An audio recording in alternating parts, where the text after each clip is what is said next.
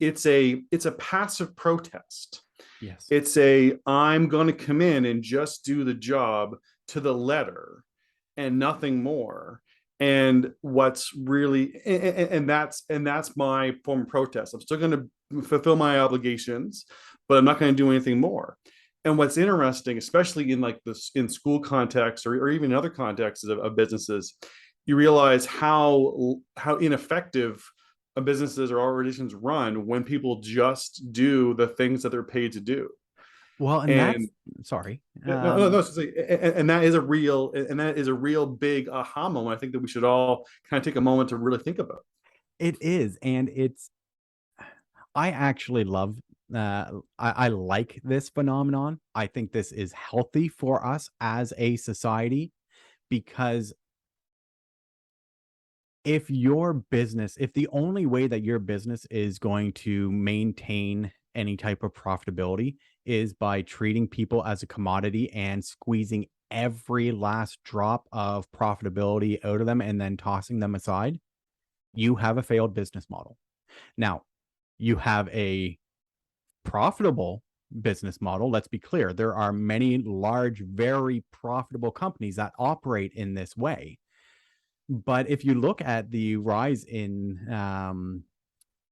unionization and in strikes over the last couple of years, there's not this rejection of the hustle culture, this rejection of the um, this unspoken rule that you have to constantly give and give and give and give doesn't hold up when companies post record profits while paying you absolute garbage, right? When there's that, well, it comes down to a lot of what we talk about in our trainings and in our coaching um, around the workplace culture hierarchy is about the idea that the expectations of the workplace need to be competitive, sufficient, and equitable.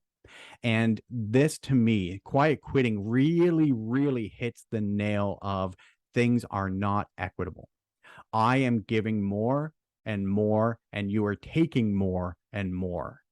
That's not, there is not that sense that there's an equitable exchange of goods and services, right? And I think that it is that unspoken expectation, like if we were thinking about it, wages haven't really gone up, much, especially when you consider inflation as right now. But Mm, have really kind of plateaued in a lot of ways. Job descriptions in a lot of positions haven't been updated, but it's almost but year over year, the unspoken expectation to go above and beyond. To that it used to be success was if you did your job as written in your job description, that was you were a good employee. right. But the expectations have increased while the job descriptions have remained pretty stagnant. And now it's like, well, good employees don't just do their job, they do more than their job. They do stuff without clocking in, they stay Right. late when they're not asked, they find other reasons to put in more time. And it's almost like pushing yourself to the breaking point is the minimum expectation on a lot of people in a lot of businesses. You're absolutely right. And this is a societal problem. Like I know for myself growing up, like I, my parents were adamant that all of us kids work as teenagers from whether it's mowing lawns before at 14, 15, getting a paper route, which I hate it getting up early in the morning. But anyways, that's besides the point. Like they instilled in me a work ethic, their work ethic, which is a good thing.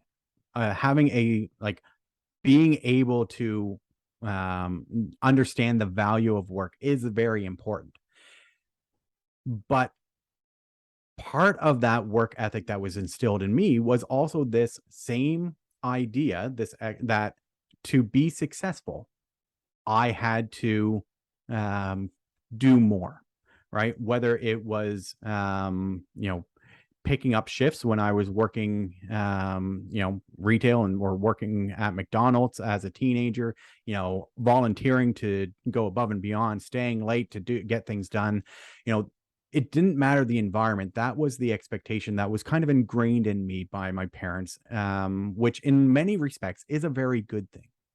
Where the where the breakdown happens is that the other half of that expectation is that there's this promise that is alluded to, that when you go above and beyond, you will be rewarded.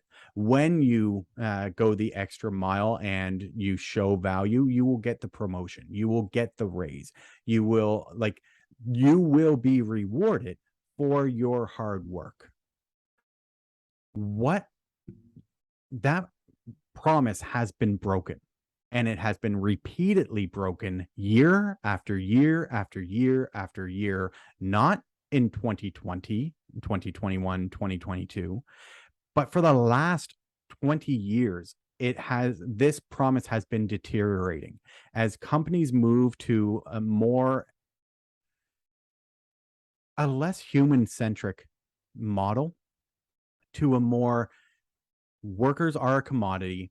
Let's squeeze every ounce of productivity we can so that our shareholders are happy, right? When you, as an employee, know that you can be fired at any time in order for the stock price to get a 0.01 bump so that the shareholders can make a little bit of extra money, why would you continue to give more to a company that treats you that way? And that and that really does, I think, speak to the heart of where the real problem is that this shift in expectation to being less human centric, to being above and beyond, is really the minimum. And that, that pushing yourself to kind of the breaking point is part of the course of employment now. This is kind of been building for a long time. Yes. And what we often talk about in a lot of our training is we talk about really, we kind of say this is actually the building to the Great Resignation. That and we use what we call the boiling frog analogy, where we kind of say that, or sorry, just what that is I'm sure a lot of you have heard of it. It's the idea that if you put a frog in boiling water, the frog won't survive. It'll try to escape, and it will not be able to handle those conditions.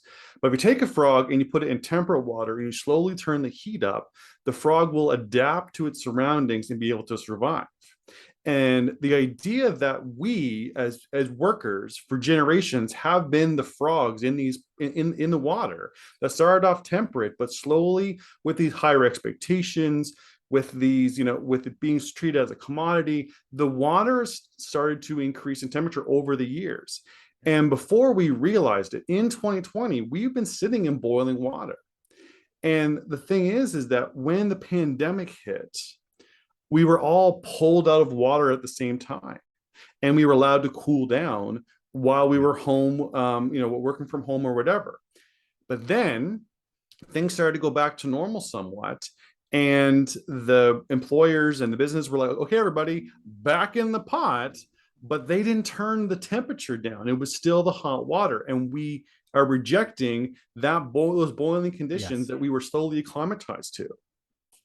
Yeah, I love that analogy, because I think it very clearly illustrates what is happening. And I just want to reiterate the last point that you made, that as soon as it was okay for people to go back to work, companies didn't change the factors of the workplace. They didn't look to how the expectations of the workforce have changed. They just said, all right, everybody back to the way it was. We want to get back to normal. Well, normal was busted.